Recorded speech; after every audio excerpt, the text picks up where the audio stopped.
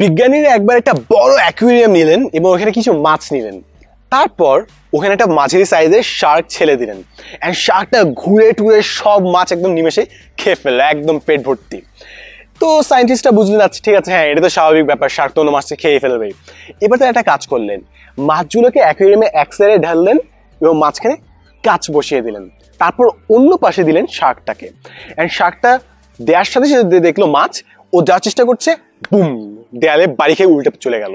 ও আবার চেষ্টা করে মাছগুলো খাওয়ার জন্য, আবার ঠাস করে আটকে যায়। কয়েকবার ট্রাই করলো, বাট আটকে গেল।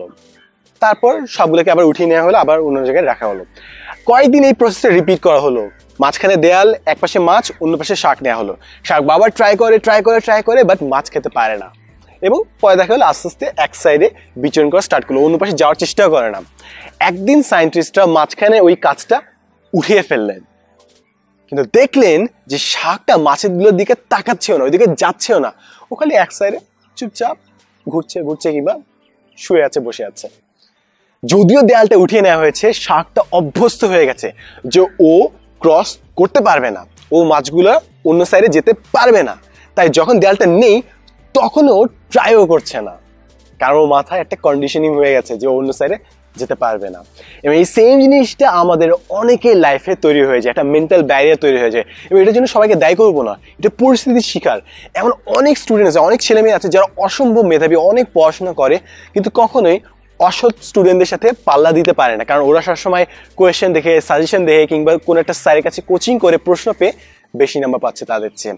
এবং কন্টিনিউয়াসলি দিনের পর দিন, মাসের পর মাস তারা পড়াশোনা করছে, বাট ওসব অসৎ স্টুডেন্টদের সাথে তারা টেক্কা দিতে পারছে না। এবং একসময় তাদের মাথা চলে আসে যে আমি যতই চেষ্টা করি না কেন আমি ওদের সাথে পারবো না। কিন্তু একদিন ঠিকই আসে অ্যাডমিশনের সময় চান্স, যখন এই ব্যারিয়ারটা আর থাকে না। বুয়েট কিংবা আইবি এক্সামের সময় এইসব নকল করার কোনো সুযোগই নেই, কিন্তু তাদের এতদিনে একটা অভ্যাস হয়ে গেছে যে তারা নকল করা স্টুডেন্টদের সাথে কম্পিট করতেই পারবে না। তাই যখন তারা অ্যাকচুয়ালি কম্পিট করে এগিয়ে যেতে পারে, যখন অ্যাকচুয়ালি ম্যাটার করে ওদের লাইফের একটা বড় ইম্প্যাক্ট ফেলার, নিজের মেধাকে কাজে লাগিয়ে এগিয়ে যাওয়ার, তখন তারা ট্রাইটাও করে না। এটা খালি একটা এক্সাম্পল বললাম, আরো অনেক এক্সাম্পল আমি বলতে পারি যেসব ক্ষেত্রে আমরা একটা মেন্টাল ব্যারিয়ার তৈরি করে ফেলতে পারি। এমন অনেক মানুষ দেখেছি আমরা যারা চাটুকারিতার কারণে তেল দিয়ে অনেক দূরে এগিয়ে যায়, কিন্তু যখন অ্যাকচুয়ালি কাজের দরকার হবে তখন কিন্তু চাটুকারিদের কিচ্ছু করতে হবে না, তখন অ্যাকচুয়ালি যারা মেধাবী তারা এগিয়ে যেতে পারবে। কিন্তু তারা অনেক দিন ধরে দেখেছে যে যার চাটুকারিতা করেছে তারা এগিয়ে যাচ্ছে এবং ধরে নেয় যে সবসময় ওরা এগিয়ে যাবে। কিন্তু সবসময় একটা পজিশন আসবে যখন অ্যাকচুয়ালি পারফরমেন্স কথা বলবে, মেধা কথা বলবে, তখন এসে চাটুকারি দিয়ে কিছু হবে না। কিন্তু মেন্টাল ব্যারিয়ারের কারণে অনেকজন পারফর্মই করতে চায় না।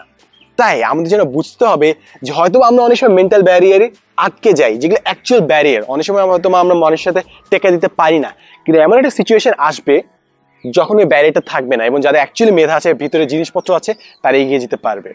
আমরা যখনই বুঝতে পারবো যে আমাদের সামনে যে কাজটা, যে ব্যারিয়ারটা, যে বাধাটা, ওটা আমাদের মাইন্ডের তৈরি, যখনই আমরা জিনিসটা বুঝবো তখন ওটা ভেঙে আমরা অনেক সামনে চলে যেতে পারবো। আমাদের মেন্টাল ব্যারিয়ারগুলো, আমাদের মাথায় সৃষ্টি ব্যারিয়ারগুলো যেন আমাদের জীবনকে আবদ্ধ না করে। Thanks for watching.